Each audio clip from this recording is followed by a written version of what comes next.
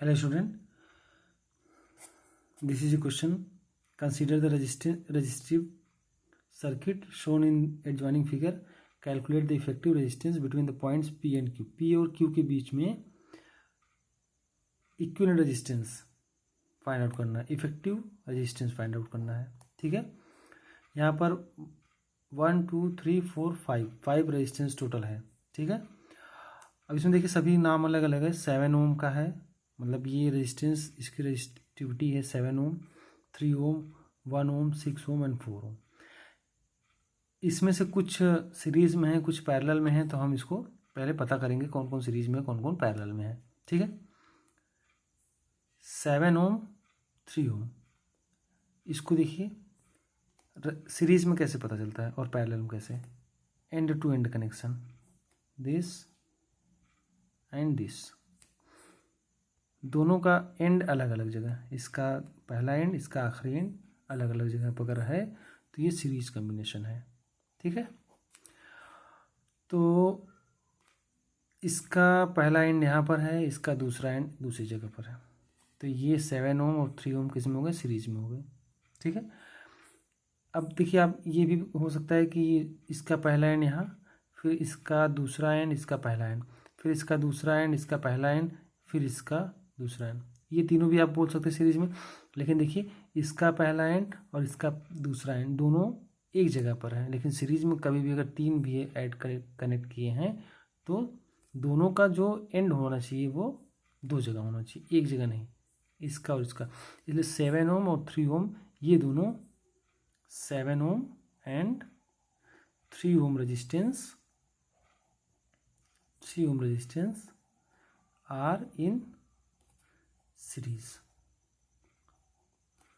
Therefore इनका जो equivalent resistance हो जाएगा, मान लेते हैं आर डैश है, तो 7 ohm plus 3 ohm equal to 10 ohm, ये हो गया।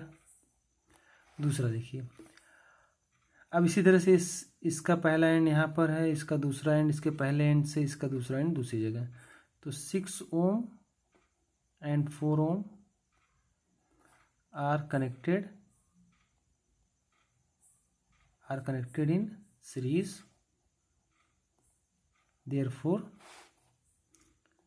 इसका आर डबल डैश मान लेते हैं, तो जाएगा 6 ohm plus 4 ohm equal to 10 ohm.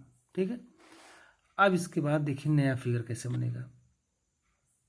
ये तो 1 ओम है ही, ये जो 6 ओम था ये बन चुका है अब 10 ओम, मतलब इन दोनों का इक्विवेलेंट 10 ओम। और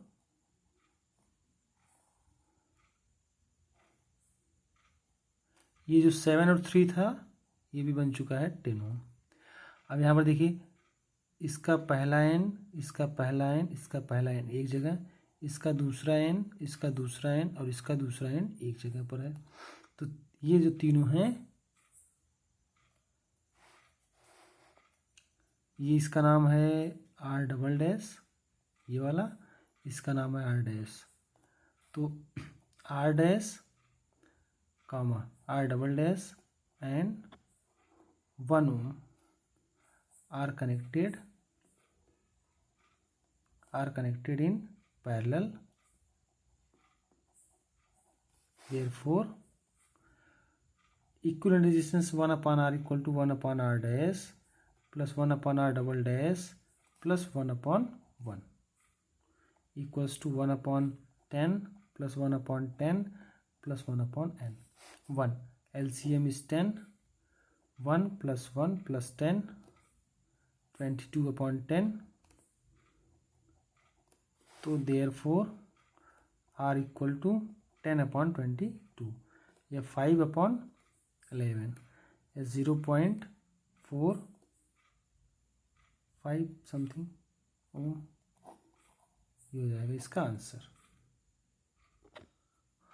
तो ये आ जाएगा 10 plus 1 11 12, 12 upon 10, r equal to 10 upon 12, 2 से काटेंगे तो 5 upon 6 0.83 ओम, ये इसका आंसर हो जाएगा। ठीक है, one more question is here. 5 resistors are connected in a circuit as shown in adjoining figure. Find the ammeter reading when circuit is closed. Ammeter reading का मतलब ये है कि इसमें हमें करंट कितना फ्लो होगा, इस बैटरी से कितनी करंट फ्लो होगी वही हमें यहाँ पर निकालना है। ठीक है, करंट की वैल्यू निकालना है। तो करंट के लिए फार्मूला जो होता है I इक्वल टू होता है V/R। V तो पता है, V जो है वो 3 वोल्ट का है, तो V तो पता है कि 3 वोल्ट है, R नहीं पता है। R पता चल जाए तो हमें करंट की वैल्यू पता चल जाएगी। तो करंट R कैसे निकालेंगे, R ढेर सारा लगा हुआ है, तो कैसे पता चलेंगे कौन सा R लेना है। तो यहाँ पर R1, R2, R3, R4, R5 ये सभी दिया हुआ है। ध्यान से समझिएगा कि जो R1 है, R1 का पहला एंड यहाँ पर है, इसका दूसरा एंड इसके पहले एंड से है, इसका दूसरा एंड इसके पहले, इसका दूसरा एंड दूसरी जगह पर है। तो ये R1 और R2 जो है वो सीरीज में है। सोल्यूशन इसका क्या लिखेंगे आप, ठीक है, कैसे सीरीज में है, इसका पहला एंड एक जगह पर है, दूसरा इसके पहले से और इसका ये दूसरा, तो ये दोनों किस में हो गए, सीरीज में हो गए।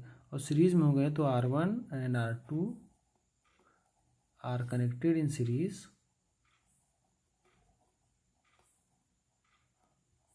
देयरफॉर इसका इक्विवेलेंट रेजिस्टेंस मान लिया R डैश है, तो ये हो जाएगा R1 plus R2 equal to 3 + 3 = 6 ओम, ये हो जाएगा R dash.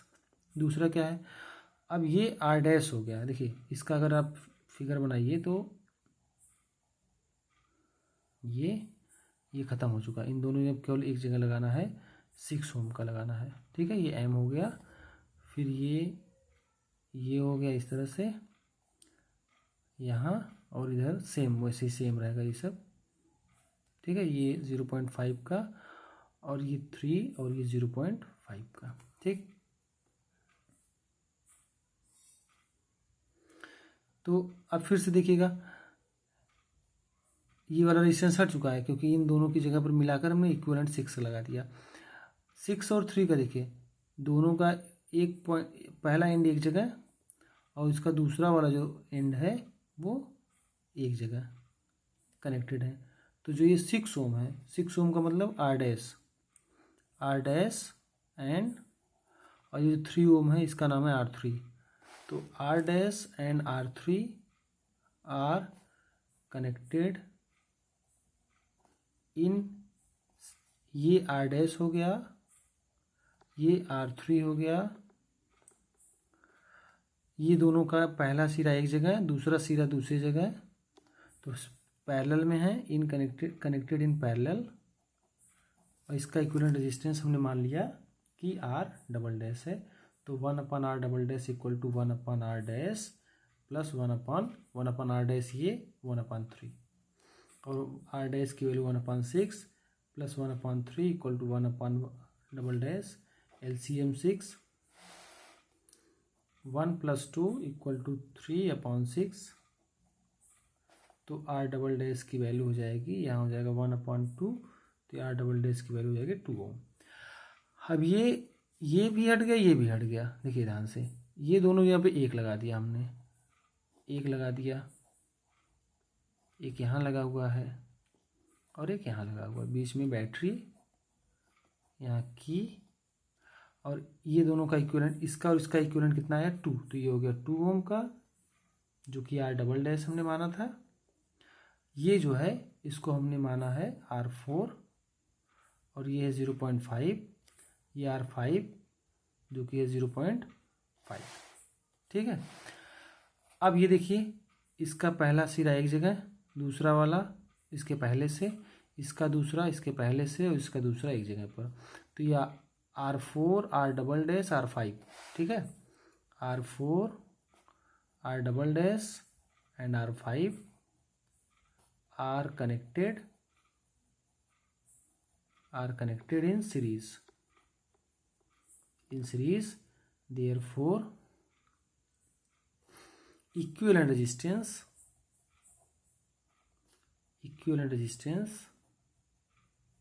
R is equal to R4 plus R double dash plus R5। R की वैल्यू हो गई 0.5 plus 2 plus 0.5, 0.5 plus 2 plus 0.5 series में है तो डायरेक्ट ऐड होता है 3 ओम हो गया। हमें क्या निकालना था, करंट, और करंट की वैल्यू होती है V अपॉन आर। V दिया है 3, आर भी आ गया 3, तो आंसर हो जाएगा 1 एम्पियर। करंट की जो यूनिट होती है वो एम्पियर होती है, तो ये हो गया 1 एम्पियर। ठीक है।